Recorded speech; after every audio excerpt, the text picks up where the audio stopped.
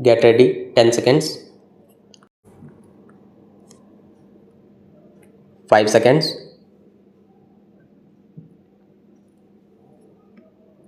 Start. Mr. Deputy Speaker, Sir, I am thankful to you for providing me time to express my views. There is no doubt that this year the country confronted the most terrible drought of the century. Out of the 35 meteorological divisions in the country, 21 divisions have been affected by drought. Some areas were affected by other natural calamities also.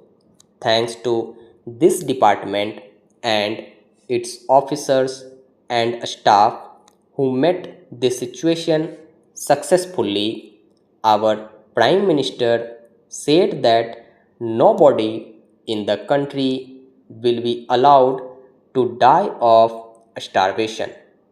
There is no doubt about it that this commitment has been translated into action. It is a different thing if we make criticism, but the good job done by this department cannot be belied. Our Prime Minister said that we will not allow inflation to cross two digits. The whole credit goes to this department, which adhered to the assurance given by the Prime Minister. This year, the rate of inflation has increased to 8.9%. It may be recalled that drought had occurred in some areas in 1999 also. At that time, the rate of inflation had gone up by 21.8%. If you go through the work done by our government, you will find that difference. The truth cannot be belied. I agree with you that there are hardships before us, but it is also true that this department has made efforts to remove these hardships. At the time this problem confronted the country, we had 23 million tons of food grains in our stock. But now the stock has declined due to concerted efforts of our government, the farmers, and the scientists. The Rabi crop, especially wheat, has been very good. Now it is necessary for us to make maximum procurement. We should ask the state governments and cooperative institutions to procure more and more wheat. The government should also reconsider its decision about fixation of the price of wheat at rupees 175 per quintal, because whenever there is a hardship, the price rises. I do not want to repeat the points made by my colleagues.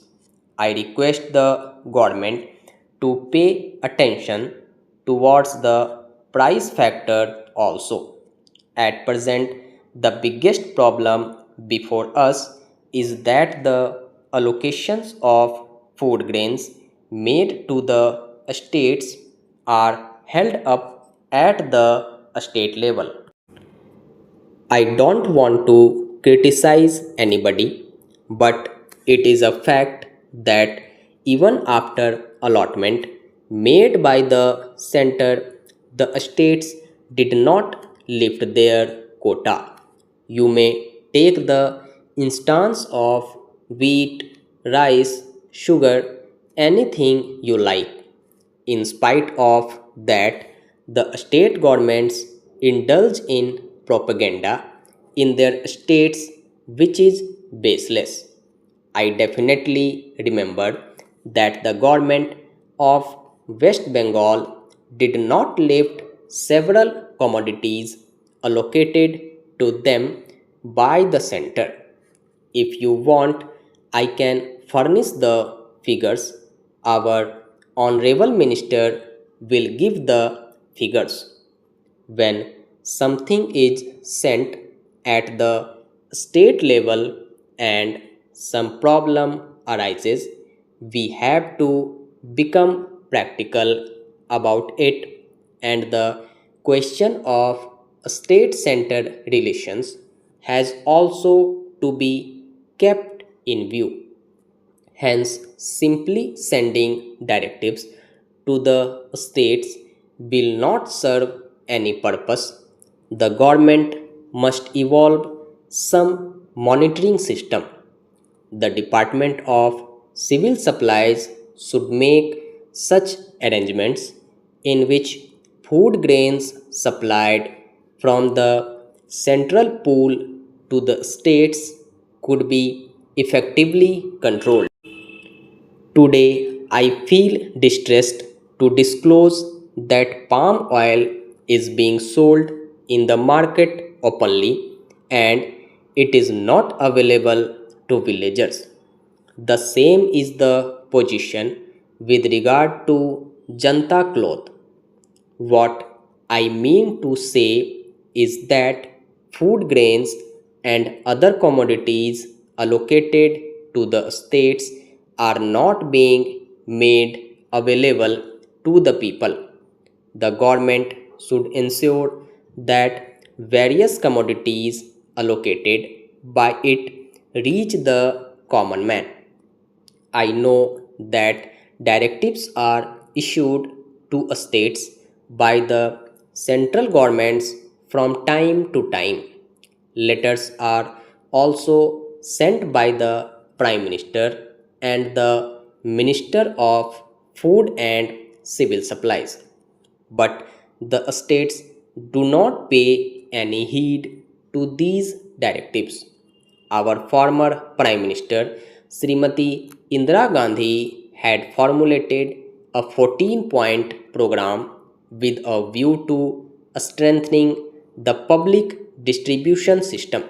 But I am sorry to say that several state governments do not pay heed to this program. There are clear instructions from the central government that a fair price shop should be opened for every 2000 persons. In spite of that, there are several tribal, difficult, and remote areas where this policy is not being followed. Due to this, the poor people do not get the benefits of our policies.